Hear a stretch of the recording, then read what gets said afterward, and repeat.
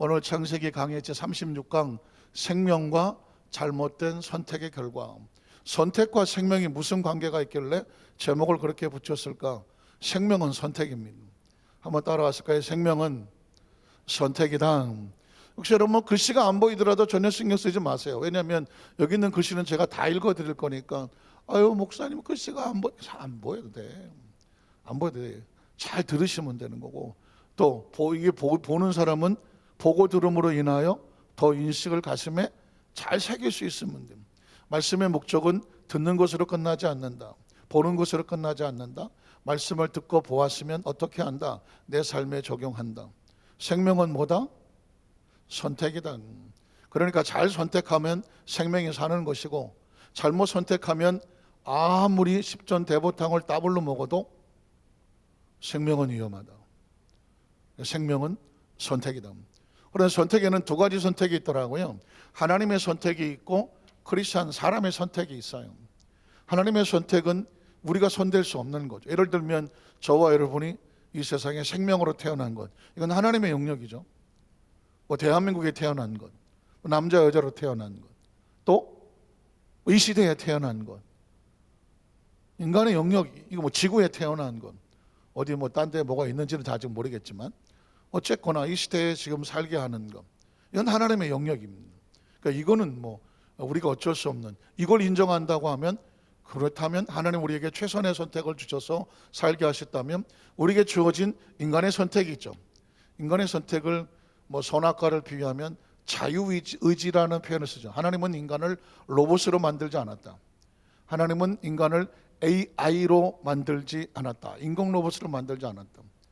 어떤 사람이 어떤 가르치는 분하고 상담을 하는데 뭐라고 얘기를 하면, 오, 그랬구나. 그랬어. 그래. 이건 상담 기법에 누군가 이야기를 할 때 경청하게 하는 기법 중에 하나입니다. 물론 그렇게 하면 그 사람이 자꾸 얘기를 하고 싶어 하고 열어주게 되죠. 그러나 전혀 마음이 없어. 제가요, 이래갖고요, 그랬는데요. 그랬더니, 네. 그랬구나. 그러셨구나. 근데 전혀 감동이 없어, 소리가. 그래서 상담을 안 받으러 갔대. 분명히 열심히는 한데, 그랬구나. 그러셨어요. 아이고. 그런데 전혀 감정이 없어서 마치 로봇하고 얘기하는 것 같더래. 사실은 공감이 안 되면 얘기가 안 되잖아요. 그래서 하나님은 인간을 로봇으로 만들어서, 야, 앞으로 갓, 뒤로 돌아 갓, 좌양자 우양우 시키는 대로 하는 그런 기계로 만들지는 않았습니다. 하나님은 우리와 뭐 하고 싶어 한다? 공감하고 싶어 하십니다. 한번 따라 하실까요? 하나님은 우리와 공감하고 싶어 하신다.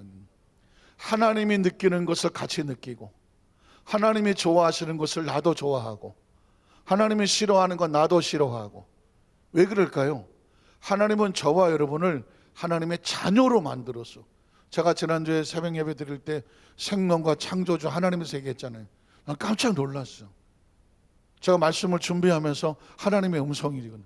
왜 우리가 하나님 형상과 모양을 닮았을까? 이 세상에서 하나님 자신의 형상과 모양을 닮은 건 부모하고 자식밖에 없어. DNA, 물론 쌍둥이라고 할 말이 없지만 그건 이제 태어난 거니까 그렇지. 그러나 자신의 형상을 몰아서 태어난 것은 자녀야. 그걸 자식이라고 불러. 세상에 그렇게 똑똑하지 않아도, 그렇게 천하의 몸은 아니더라도 부모를 공경한 것은 그 부모의 형상과 모양을 자식에게 주었기 때문에, 옛날에 한문은 신체 발부는 수지 부모다. 머리도 안 깎았어. 안 깎았어, 머리 잘들라고 그랬더니 다 죽는 줄 알고 죽은 사람도 있어. 부모가 주신 머리를 어떻게 손을 댄단 말이오. 제가 사극을 해도 되지 않겠습니까? 전하. 왜냐하면 이 신념이라는 게 그렇게 무서운 거지. 부모가 줘서 안 깎는다는데 뭐라고, 그걸 효도라고 생각을 했단 말이냐. 어쨌든 중요한 정신은 뭐냐? 자식의 모든 것은 부모로부터 왔다. 그러면 그 부모의 부모는 어디서 왔어? 성경은 말하기를 성령은 하나님으로부터 왔다. 그러니 하나님과 자녀 크리스찬은 뭐 해야 된다? 소통하고 공감을 해야 돼요. 그래서 마음이 없는 예배는 하나님이 아니라고 하는 거예요. 마음이 없는 제물은 아주 지긋지긋하다라고 그런 표현을 쓰는 이유가 뭐냐? 제물을 드려도 공감을 하자. 너의 정성이 나의 마음에 닿게 하자. 예배를 드려도 너의 마음의 진실이 나 마음에 닿게 하자. 누가 진정한 예물을 드렸느냐? 큰 부자가 나와서 그 지갑에서 막, 옛날엔 10% 했지만 요즘은 10%라는 건 돈도 아니야. 무슨 뭐 10원짜리 같은 막 뭐 수표를 쓰고 막 이따시만하게 헌금을 해도, 이게 뭔 얘기야? 어디서? 예. 진짜 중요한 얘기할 때마다 핸드폰이 울리지 않습니까? 이건 잊어버리지 말라는 겁니다. 그런데 예수님의 관심은 저 옆에서 생활비 전부를 들고 한 과부의 두렙돈에, 거기에 관심이 있다. 아니 세상에 아무리 예수님이 뭐 숫자가 안 되신다고 그래도 오병이어 뭐 보리떡 물고기 2마리 가지고 다 먹인다고 달라지셔도 그렇게 숫자 개념이 없으신가? 아니 그 엄청난 금액을 내는 것과 그 두렙돈 내는 것 따지면 이쪽이 크지. 이쪽이 당연히. 예수님은 이게 아니고 저기다라고 보고. 이유가 뭘까요? 여긴 마음이 없어. 야, 내가 이렇게 헌금을 하고 내가 이렇게 예물을 하면 이 정도 나 같은 사람 나와보라 그래. 이건 뭐냐? 자기를 내세운 거잖아요. 그런데 한 과부는 두렙돈을 드리면서 하나님, 내가 가진 건 이거밖에 안 돼요. 근데 중요한 건 이거밖에 안 돼 아니라 내가 가진 것, 내가 할 수 있는 것, 최선이라는 것이죠. 최선. 여러분 신앙생활하면서 우리가 정말 착하게 빠지면 안 되는 이유가 뭐냐면, 신앙은 양이 아니라 질이다. 한번 따라서, 신앙은 양이 아니고 질이다. 양이 많아질수록 조심해라. 질이 없다면 양은 의미가 없다. 믿으십니까? 그래서 우리도 마찬가지잖아요. 수십 년을 나하고 같이 사귄 사람이라도 전혀 나에게 마음이 없는 사람과 불과 얼마 전에 만났어도 진실로 대해주는 사람하고 누가 나의 친구입니까? 진실로 대해주는 사람이죠. 하나님은 우리를 기계적으로 만들지 않았다. 진실된 공감을, 그 공감은 뭐냐? 선택이에요. 선택이라는 것은, 내가 그랬죠. 하나님이 좋아하시는 것을 내가 같이 좋아하고 하나님이 싫어하는 것을 내가 싫어하고, 그러면 뭐 할 수 있느냐? 나의 선택의 기준은 하나님의 선택과 같은 결과를 가져오겠죠. 그래서 생명은 선택인데, 신앙생활 하다 보면 하나님의 생각과 내 생각이 다를 때가 있다는 거죠. 예수를 안 믿는 사람은 죄송한 얘기지만 하나님의 생각과 같을 수가 없죠. 하나님의 자녀가 아니니까, 하나님의 생각을 모르니까. 저와 여러분이 오늘 이 3일 예배도, 또 예배 때마다 나와서 말씀을 듣는 이유도, 저 역시 역사 강단에 하나님 말씀을 전하고 있는 저도 무엇 때문에 이 말씀을 전하고 듣습니까? 하나님의 생각을 알고 싶어서. 하나님의 생각을 알아야 내가 그 생각의 기준을 맞출 게 아닙니까? 아무리 내 생각이 옳아도 이 정도면 하나님 뜻에 맞지 않겠어 해도 하나님의 생각과 맞지 않으면 그건 결과가 잘못될 수밖에 없는 거거든요. 하나님의 생각과 내 생각이 다를 때 이 부분은 앞으로 저와 여러분이 많이 고민을 할 거예요. 왜냐면 성경에 보니까 거의 이런 문제가 아주 쭉 흘러내는데 충돌을 하고 있더라고요. 그래서 하나님의 생각을 선택하면 어떻게 될까요? 결과가 하나님의 생각과 같은 것이고, 만약에 하나님은 그렇게 생각하셔도 내 생각은 달라요. 내 생각으로 선택하면 결과는 어떻게 될까요? 생명의 위기를 가져오겠죠. 생명은 뭐다? 선택이다. 어떤 선택이다? 하나님의 생각을 선택하면 생명이 살고, 하나님의 선택을 알아도 내 생각대로 살면 생명은 뭐하다? 위험하다. 왜냐하면 내 생명은 내가 책임을 못 져요. 자유의지가 있어서 내 생명을 가지고 선택을 할 수 있으나 그 결과는 법칙에 따라 움직인다. 하나님의 생각과 맞춰야 내 생명은 안전하다. 하나님의 생각과 어긋나면 내 생명은 위험하다. 하나님의 말씀은 중앙선과 같다. 중앙선은 생명선이라고 말한다. 자동차를 타고 아무리 내가 마음대로 가고 싶어도 어디는 넘으면 안 된다. 중앙선은 넘으면 안 된다. 왜? 중앙선을 넘으면 생명선이라 사고가 나도 모든 게 내 책임이고, 그리고 양쪽 다 생명이 위험하다. 가끔씩 차가 역주행해갖고 본의 아니게 야간에 차가 충돌하는 경우가 생깁니다. 물론 몰랐다고 그러겠죠. 그렇지만 일단 주황선을 넘는 순간 결과는 뻔합니다. 둘 중에 하나, 빨리 들어오면 그 사이에 살 수 있거나 아니면 그대로 가면 죽는다. 이게 생명과 선택 결정. 오늘 성경에 보면 안타깝게도 아브라함이 선택한 인간적인 방법인데, 성경 속에 나오는 사람이 어떤 실수를 하거나 잘못을 할 때에 우린 그 사람을 비난하거나 정죄하거나 손가락질하지 않아요. 왜? 그 이야기가 내 이야기거든. 사람의 이야기는. 자, 아브라함이 한번 볼게요. 창세기 15장 3절 5절에 보면 하나님께서 아브라함에게 야, 난 이렇게 할 거야. 한번 따라하세요. 하나님 말씀은 하나님의 생각이고 하나님의 방법이고 하나님께서 원하는 거다. 그럼 어떻게? 의도가 뭘까요? 너도 내 방법을 따라와라. 이게 신앙이죠. 자, 주께서 내게 씨를 주지 아니하셨으니 내 집에서 걸린 자가 내 상속, 아브라함의 생각이죠. 내 상속자가 될 것입니다. 그랬더니 하나님 말씀에 임하여 이르실 때, 말씀은 뭐라고요? 하나님의 생각을 주고 말씀의 생각엔 방법이 담겨 있고 하나님의 계획이 담겨져 있죠. 자, 임하여 이르시되 그 사람이 내 상속자가 아니란, 아브라함이 네 생각은 다르다. 내 생각은 뭐냐면 네 몸에서 날 자가 내 상속자가 되리라 하시고, 그를 이끌고 밖으로 나가 이르시되 하늘을 누러 무표를 셀 수 있나 보라. 네 자손이, 또 이르시되 네 자손이 이와 같으리라. 자, 이게 하나님의 생각입니다. 하나님의 생각인데 창세기 16장 1절에 보니까 16장 1절에 보니까 아브라함의 아내 사리는 출산하지 못하였고, 아니 네 아내 사리를 통해서 자식을 낳고 별같이 많은 게 내 생각이다 그랬는데 현실은 아내가 출산을 못해. 나중에 나오겠지만 얼마나 출산을 못하냐면 10년을 출산을 못해. 한번 따라하시겠어요? 신앙은 때로 기다림이다. 믿음은 때로 기다림이다. 그러니까 내 생각과 하나님 생각이 달라. 하나님 말씀을 들었어. 그럼 이게 언제 되냐? 그러면 하나님의 때와 나의 때가 다르고 하나님의 계획과 나의 계획 방법이 달라. 그래서 신앙이란 뭐냐? 조금은 무모해 보이지만 하나님의 때를 기다릴 줄 아는 사람이죠. 자, 10년이 지났어요. 자, 그래서 2절에 보니까 사레가 아브라함에게 이르되 야훼께서 내 출산을 허락하지 아니하셨다. 알기는 알아. 하나님이 나에게 출산하지 않았다. 하나님이 나에게 10년을 기다리라고 했다. 그러나 원하건대, 그 다음 뭐라고 하냐면 기다리자가 아니라, 아니면 우리 함께 기도원에 올라가서 하나님 앞에 작정 처리하면서 하나님 10년을 기다렸는데 언제까지 기다립니까? 뜻을 이루어 주시옵소서.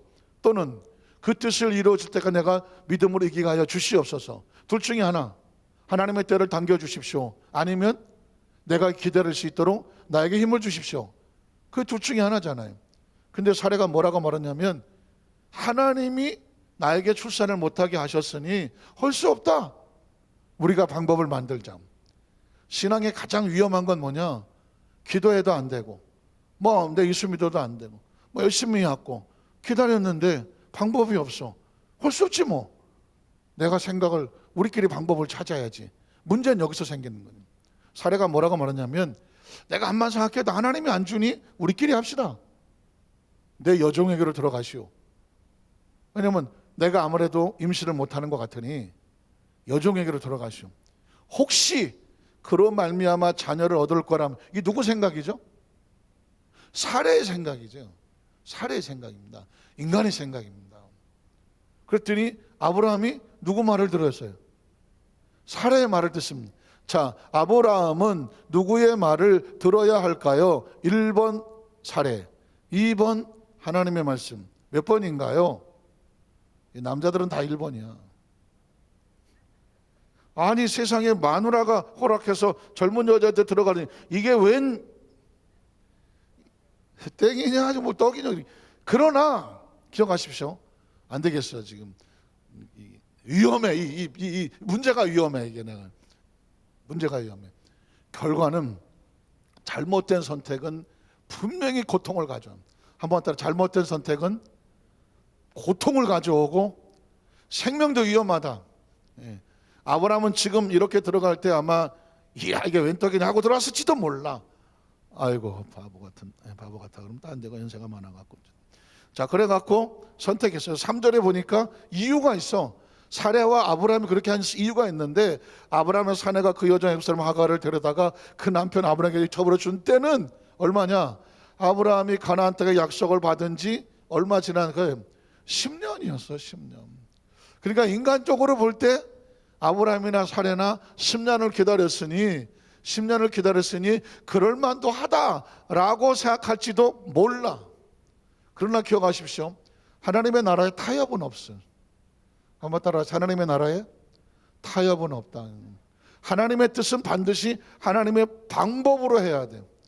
여기서 만약에 하나님께서 아이고 내가 10년 동안 앉았더니 니네들끼리 어떻게 해보려고 그랬구나. 어떻게 하겠냐?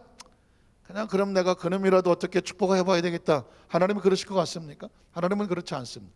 두 번째, 잘못된 선택으로 인한 고통. 자, 아마 사레와 아브라함은 아마 희망이 부풀었을지 몰라. 야, 하나님이 안 주셔도 우리끼리 방법하니까 뭐 방법이 있네. 정말 어떡할까? 그래 덜커덕 임신을 합니다. 4절에 보니까 아브라함이 하갈과 동침하였더니 하갈이 임신을 해. 의학적으로 보면 사라에게 문제가 있는 것 같고 아브라함은 문제가 없는 것처럼 보여요. 임신을 했어요. 그가 자기 임신함을 알고 어쭈구리 여주인을 뭐예요? 멸시했습니다. 여러분, 여자의 적은 여자야. 절대 다른 여자를 용납하면 그 인간이 나를 멸시해. 이 사례가 하나는 알고 둘은 몰랐어. 자기 여종을 줘서 임신을 하면 그 여종이 아이고 주인마님 제가 아들을 얻었습니다. 이거는 주인마님께서 키우시고요. 이럴 줄 알았어. 종이니까. 어림도 없어. 절대로 여성은 남성이나 여성이나 뭐 여러 가지 특색이 있지만은 절대로 여성은 세칸의 자리에 가기를 원하지 않아. 이 세상에서 누가 제일 이뻐야 돼? 내가 제일 이뻐야 돼. 난 물어볼게. 나는 그냥 이 세상에 제일 안 이뻐도 된다. 그건 남자요. 제가 그런 얘기가 있잖아요. 남자들은요 거울을 보고 지가 제일 잘생긴 줄 안대. 어떤 남자든지 샤워를 하고 딱 나와서 거울을 보면서 이야 뭐 멋있게 생겼는데 이게 남자야. 근데 여성은 죄송한 표현이지만 뭐 샤워를 하고 나와서 이제 거울을 보든 아이고 눈이 작아졌나 봐. 아유 기미가 있나 봐. 아유 코가 엄청 이뻐도 맨날 안 이쁜 것만 본대. 그래서 맨날 거울 보면서 누가 제일 이쁘냐면서 또 자기가 제일 이뻐야 돼. 제가 이야기를 드린 이유는 여지로 주지 말아야 돼요. 절대로 내 생각대로 안 돼. 어떤 여자도 우리 같이 좀 지내봐요. 절대 안 돼. 본능적으로 그래서 고부간의 갈등이 나는 이유도 뭐냐면 어머니는 아들이 자기 건 줄 알아. 나이를 먹고 장가를 가갖고 애를 낳고 이런데도 불구하고 아이고 내 아들아 내 새끼야 내가 너를 어떻게 키웠는데 내가 생선장수하고 해서 내가 너를 키웠는데 너밖에 없다고 이거 자꾸 길라고 그래요. 그러나 결혼을 하고 나면 이 남편에게는 진짜 가까워야 될 여자가 있어. 그 여자가 누구야? 부인이지. 부모가 돼서 앞으로 시어머니 되신 분들도 좀 들으시면 좋고 시어머니 되실 분들을 마음의 준비를 단단히 하셔야 돼. 한번 따라 이 자식은 내 자식이 아니다. 하루에 30번 해야 돼. 이 자식은 내 자식이 아니다. 이 자식은 내 자식이 아니다. 화가 나면 이 새끼는 내 새끼가 아니다. 새끼 해야 돼. 그리고 그 아들은 누구를 제일 가까이 지내야 되느냐? 자기 아내를 자기 몸처럼 사랑을 해야 돼. 사랑을 해줘야 돼. 왜냐하면 남자들이 결혼하고 제일 고통스러운 게 뭐냐면 어머니 편을 들어야 되는지 마누라 편을 들어야 되는지 아주 죽겠어. 아주 저도 조금 겪었지만 이게 괴로운 거예요. 이거 특히 어렵고 힘들게 어머니가 자식을 키웠다. 특히 이제 뭐 아버지가 좀 어렵고 힘들고 그래갖고 어머니가 자식을 정말 믿음과 신앙으로 잘 키워서 했다 그러면 내가 너를 위해서 얼마나 내가 금식하고 처리하고 내가 너를 위해서 그냥 키웠는데 키웠는데. 그러니까 뭐든지 너는 내가 우선이다. 그렇게 살면 며느리는 집에 걸어놓아서 누구 사랑받기 원해요? 남편만 보고 온 거야. 지금 생각하니까 참 시집 그냥 여러 가지 다 내려놓고 남편 하나 보고 온 거잖아. 이 새끼가 평생 나를 사랑해 줄 거라고 믿고 온 거잖아 지금. 근데 와 보니까 시어머니도 있고 시누이도 있고 시동생도 있고. 이것들이 도와줘 안 도와줘? 안 도와줘. 아예 그냥 언니 오기만 기다렸어요. 설거지 잔뜩 싸놓고, 아이고 형수님 빨래 잔뜩 싸놓고. 이게 무슨 기계가 와서 세탁기가 온 줄 알아. 아주 종일 열심히 하고 고생하고 밥 차려놨더니 지들끼리 다 퍼먹고 가서 먹으려고 보니까 아무도 없어. 혼자 먹어야 돼. 혼자 먹어야 돼. 그래서 뭐 고추가 맵다 해도 뭐보다 안 맵다, 시집살이보다 안 맵다, 이런 얘기가 나오는데, 그런데 그 어머니가 나쁘냐? 시어머니가 나쁘지 않지. 평생 그거 하나 믿고 남편이라고 믿을 게 하나도 없어갖고, 자식 하나 믿고 야 네가 뭐 이러고 꼈는데 어느 날 웬 여자를 데리고 와서 결혼한다고 막. 어떤 시어머니는 그 부부 사이에 같이 산다며, 신혼여행 갔을 때는 따라간다 나도 그냥. 그러니까 이 얘기는 뭐냐면, 여자도 보면 안 되고 자기 그 남편의, 내 아들의 또 하나의 딸로 봐서 둘이 같이 있어야, 그래야 내 아들이 어디 가서 마음고생 안 하고 결혼 생활을 잘 할 수가 있어요. 그래서 제 생각인데, 이거 제가 이제 저도 요만큼 나이를 먹었을 생각인데, 어느 집에 시집일 며느리가 이제 뭐 신부가 들어오잖아요. 하여튼간에 결혼 초에 엄청 잘해줘야 돼. 그래야 그 불안하지도 않고 뭐 마음에 여러 가지 힘들죠는 여린 나이에 상처를 받지 않도록 잘해줘서 결혼 생활 한 2년 3년 동안에 자연스럽게 이렇게 돼야, 그 다음에는 이제 부부간의 관계가 신뢰가 좀 잘 되고, 그러면 그 다음에는 누가 뭐라고 그래도 부부 사이에, 남편과의 사이가 단단하기 때문에 다른 어떤 문제를 이겨나갈 수가 있어요. 이게 처음에 성립이 안 되면 평생 가슴에 한이 남아. 가슴에 한이 남은 게 나이를 먹어가면 그게 힘들겠어요. 그러니까 남편에 대한 정이, 그게 가슴이랄까, 어쩌다가 자식은 나갔고, 이게 중요해. 어쩌다 또 자식은 낳잖아요. 그러니까 이게 다 어디로 가? 자식한테 가잖아. 그러니까 집착이 돼버리잖아.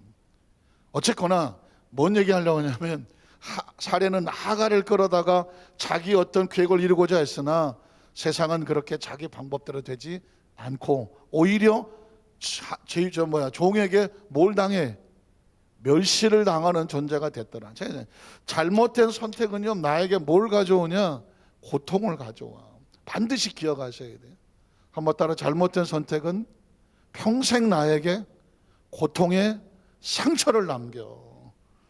그래서 이 선택이, 제가 생명이 선택이라고 하는 이유는, 정말 생명이 만수무강하기를 원하냐면 뭘 잘해야 되느냐? 선택을 잘해야 돼. 선택을. 자, 그래서 5절에 보면, 그런데 이 인간이요, 자기가 잘못해 놓고도 잘못했다는 얘기를 잘 안 해. 거기다가 이 사례는 하나님을 들먹여. 자기가 잘못했는데 저게 나를 멸시해? 그러면 아이고 내가 하나님 잘못했습니다.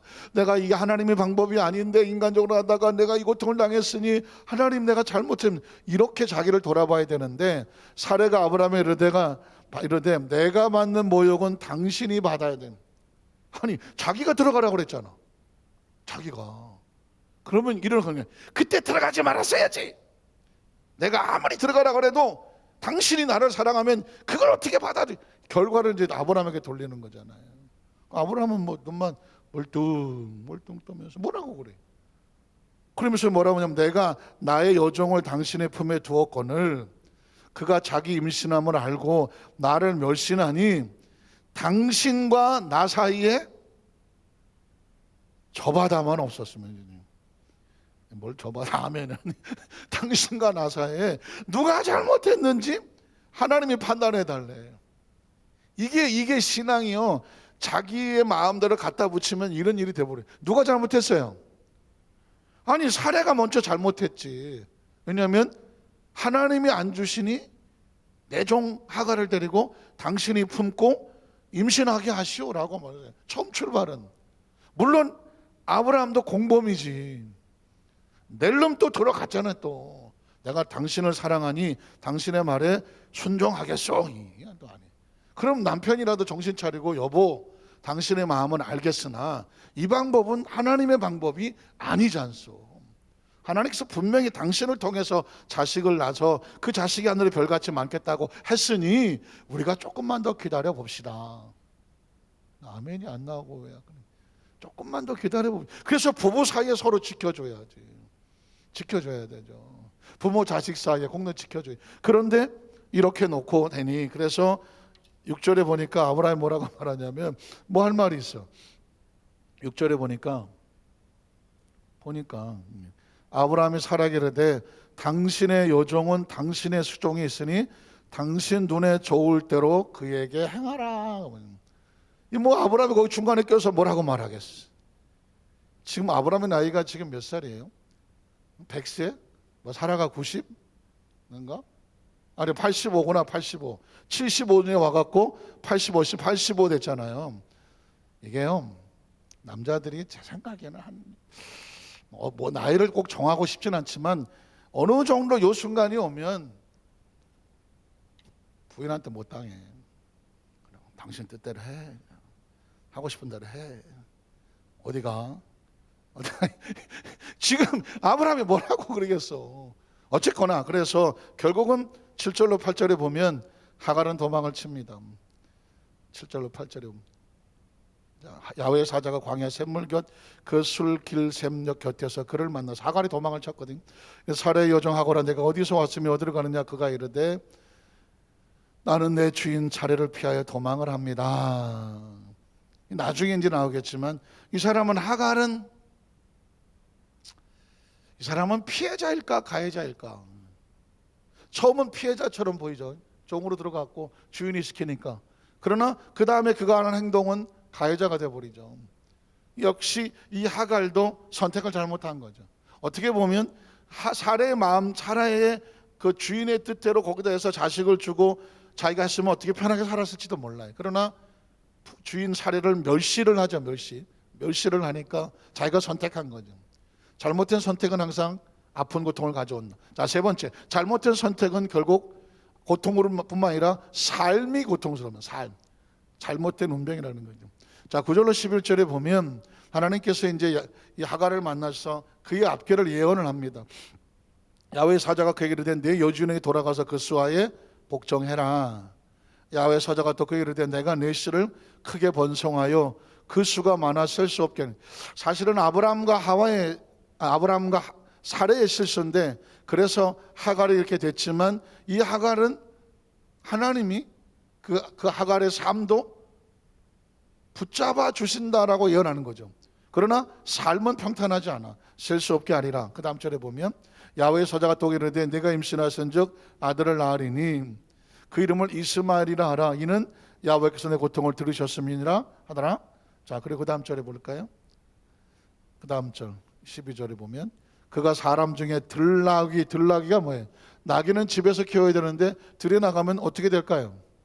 거친 야생이 된. 그래서 그의 살이 모든 사람을 치겠고, 또 모든 사람의 소리 그를 또 사람들이 또 그것을 치고받고 하는 거죠. 그가 모든 형제와 대항해서 살리라 하니라. 그러니까 그의 앞길이 평탄하지 못하고 늘 싸우고 다투고 지지고 볶고가 끝이 없을 것이다. 혹시 이 예언이 지금 중동에서 벌어지고 있는 그 상황의 모습이라고도 보여집니다. 왜냐하면 이스라엘을 놔두고 그 아랍의 국가들이 뭐 맨날 막 치고받고 싸우잖아요. 우리가 보면 이해가 안 되죠, 우리들끼리. 그러나 자기들끼리는 무슨 파 하고 종교의 파가 다르고 또 나라는 뭐 다 똑같이 생긴 것 같은데 자기들끼리도 또 족속이 다르고, 그래서 또 이스라엘을 원수같이 생각하고, 이스라엘은 이삭의 자손이잖아요.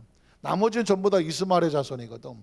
그러니까 이스마엘의 자손이 이삭의 자손을 죽이지 못해서 한이고, 이삭의 자손이 있으면 거기서 살아남아야 되니까 하나님이 약속했다는 적과 고리는 팔레스타인 지켜내야 되고, 그러니까 막 아직까지 싸우고 있는 게 이 모습이죠. 자, 그래서 마지막 13절에 보면 하갈이 자기에게 이르신 야훼의 이름을 나를 살피시는 하나님이라고 하였으니, 이런 내가 어떻게 여기서 나를 살피시는 하나님을 배웠노. 어쨌든 하나님께서도 하갈과 그의 자손을 버리지는 않겠다라고 지키시는 모습을 보게 됩니다. 자, 말씀을 정리하기를 원합니다. 신앙은 뭐다? 선택이다. 신앙은 선택입니다. 예수를 믿고 하나님의 자녀는 선택이죠. 그래서 영접하는 자, 이렇게 말하죠. 영접하는 자. 하나님의 사랑과 용서와 용납을 알고, 내가 하나님께 용서받고 용납을 받았구나, 그 사랑의 통로가 예수님이구나, 그 예수를 구주로 메시아로 영접하는 자마다 하나님의 자녀가 되는 권세, 왜? 원래 하나님의 형상과 모양을 회복하는. 그래서 신앙은 선택. 주 예수를 믿으라, 그러면 너와 내 집이 구원을 얻으리라. 이게 선택. 그리고 생명의 삶도 역시 어떻게 선택하냐, 결과. 하나님의 생각과 같으면 하나님이 약속한 법칙이 있는, 그걸 축복이라고 말하고, 하나님의 생각과 어긋났기 때문에 사고가 나죠. 사고가 나기 때문에 그 선택은 갈등과 아픔과 고통이죠. 그래서 저와 여러분의 삶이, 매 순간의 삶이 선택이 생명을 가른다, 삶을 가른다. 목적은 하나님 말씀도 생명, 하나님도 생명의 창조주, 예수님도 생명을 구원하시려, 성령님도 우리를 생명을 지키고 보호하시는 보혜사, 이 땅에 사는 삶 동안에 전도는 다른 사람의 생명을 살리라고 복음을 전하는 것, 예배는 하나님과의 생명이 연결되도록 교통하고 공급받는 것, 기도는 매일매일 삶의 상 가운데 호흡줄을, 생명줄을 붙잡는 것. 믿으십니까? 이 지구는 뭐 때문에 있나요? 생명 때문에 있는 거고, 지구 바깥에 지금 지구가 차고 넘쳐서 지금 다른 데서 생명을 가올 때가 있나 찾아보려고 몸부림쳐서 달에도 가보고 화성도 가보고 하고 있는 게, 인류의 지금 존재 목적도 생명, 앞으로의 모든 목적도 생명이 있어요. 생명의 본질은 어디 있느냐? 하나님의 말씀에 있는 것이죠. 오늘 말씀을 잘 붙잡고, 어차피 태어난 인생인데, 생명인데, 생명을 잘 지키고 그 생명의 비밀과 법칙을 다음 세대 우리 자녀들에게, 자손들에게 잘 가르쳐서 그 생명들이 또 잘 많은 영향을 미칠 수 있는 축복의 생명들 되게 되시기를 주님의 이름으로 축복합니다. 우리 찬양 한 곡을 드릴까요?